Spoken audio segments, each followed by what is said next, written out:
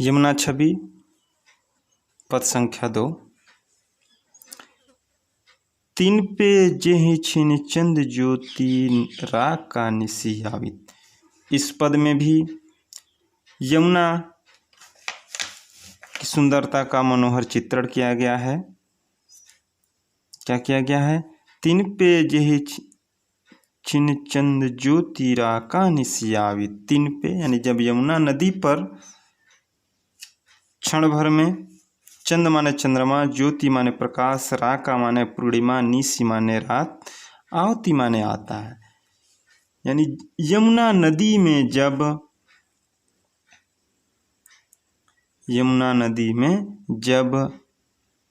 पूर्णिमा रात के चंद्रमा की ज्योति पड़ती है या आती है, या पूर्णिमा के चंद्रमा की किरण जब यमुना नदी में पड़ती है, तब एक किरणें तब उस समय वहाँ कैसा सुशोभित होता है, आगे बताया गया है।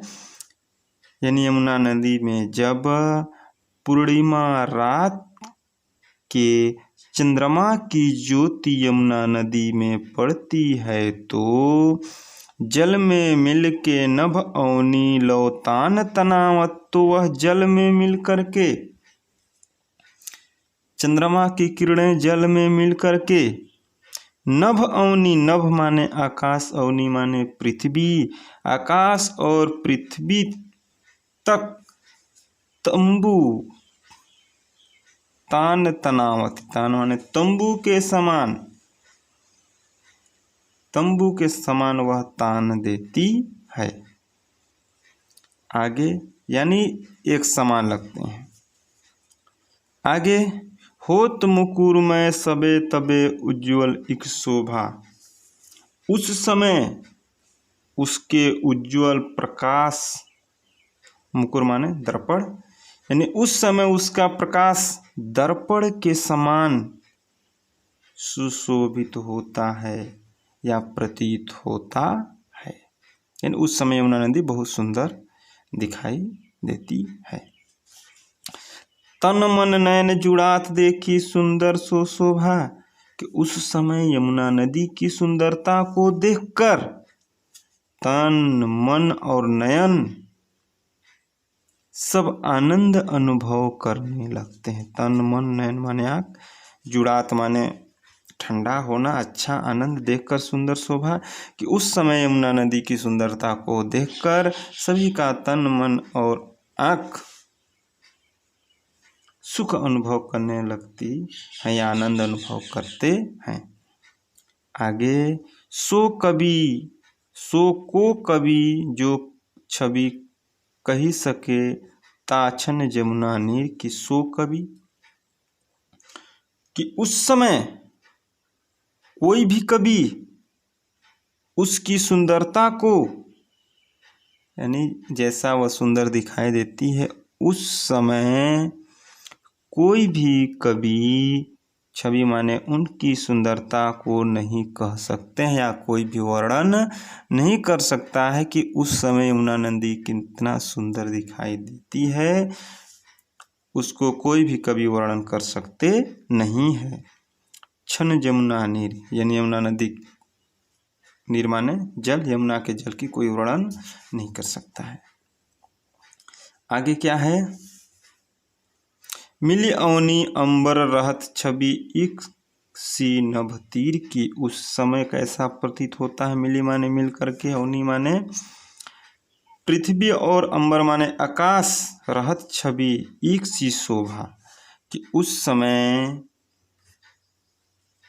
आकाश और नदी की सुंदरता, यानी आकाश से लेकर पृथ्वी तक दोनों एक समान प्रतीत होता है या सुंदर दिखाई देता है। किस समय?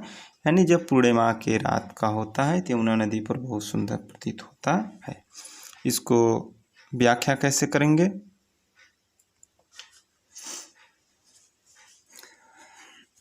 यमुना नदी के किनारे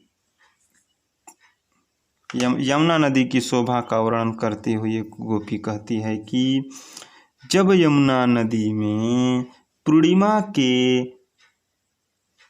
रात की चंद्रमा की किरणें पड़ती है तब,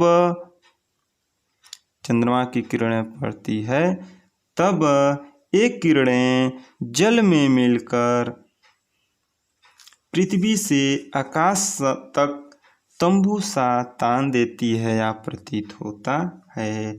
उस समय उनका उज्जवल प्रकाश दर्पण यानी शीशा के समान प्रतीत होता है। यमुना के इस सुंदरता को देखकर तन, मन और नयन सभी का आनंद अनुभव करने लगते हैं। उस समय यमुना नदी के जल की शोभा का वर्णन कोई भी कवि नहीं कर सकता है।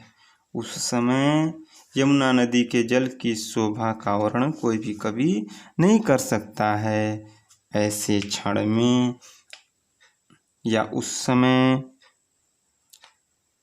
आकाश और नदी की सुंदरता आकाश से लेकर पृथ्वी तक एक समान रहती है। अब इसमें इसका काव्य सौंदर्य नंबर 1 डाल के लिए देंगे कि प्रस्तुत पद में यमुना नदी की सुंदरता को वर्णन किया गया है। इसमें देखते हैं भाषा, भाषा भी ब्रज भाषा ही है। अलंकार, अलंकार भी इसमें मनु मानो इसमें भी आया है, तो इसमें भी उत्प्रेक्षा अलंकार होगा। अनुप्रास भी अलंकार होगा, यानी अनुप्रास अलंकार में वर्णों की बार बार आवृत्ति होती है, जैसे यहाँ न न आ गया। आगे रस, रस श्रृंगार रसी होगा। शब्द शक्ति लक्षणा, गुण माधुर्य और छंद सवया छपया है। तो यही है, सभी बच्चे अच्छे से अपने कॉपी में लिख लेंगे।